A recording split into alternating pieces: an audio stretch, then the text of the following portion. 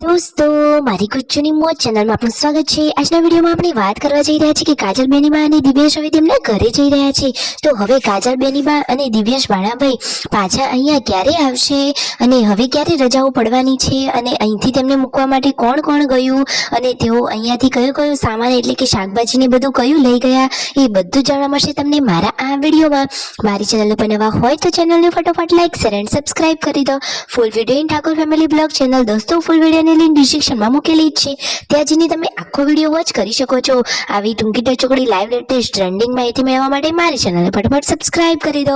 તો દોસ્તો હવે તમને વધારે ઇંતજાર ન કરાવીએ અને વિડીયોની શરૂઆત કરી દઈએ। તો રાકેશભાઈ ખેતરમાંથી લાવ્યા છે ગાજર, લસણ, લીલી ડુંગળી અને સરસ મજાની વરિયાળી। કાજલ બેનીબા જુઓ તેમના ભત્રીજા બધા જ લોકોને પૈસા આપી રહ્યા છે। કાજલ બેનીબાનો સ્વભાવ તો ખૂબ જ સરસ છે। ઠાકોર ફેમિલીમાં દરેક રીતે બધા જ સંસ્કારોનું સિંચન સારી રીતે થયેલું છે।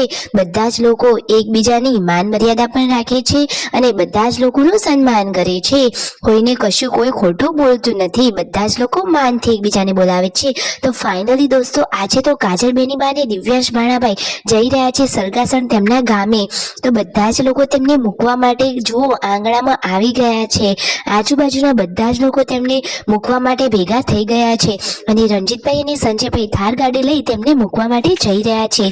તો કાજલ બેનીબા તેમના મમ્મી અને તેમના બધા ભાભી કિંજલબેન બધા જ લોકો તેમને મૂકવા સુધી આવી ગયા છે। કાજલબેનની દોસ્તો આવી આ 8મી વિદાય આપણાથી પણ જોવાતી નથી। કાજલબેનને જોઈને મારી આંખમાં તો આંસુ જ આવી ગયા, બધાના હૃદય ભરાઈ ગયા ને તેઓ તો તેમના પિતાને ભેટીને રડી પડ્યા। તો એકદમ ભાવુક વાતાવરણ થઈ ગયું દોસ્તો, તેઓ તેમના પિતાને ભેટી પડ્યા તો બધાના જ હૃદય ભરાઈ ગયા અને બધાની જ આંખો નમ થઈ ગઈ અને જુઓ એકદમ ભાવુક ભર્યા દ્રશ્યો સર્જાયા। ફાઇનલી કાજલબેને તેમના પિયરમાંથી વિદાય લીધી અને સાસરીએ ગયા।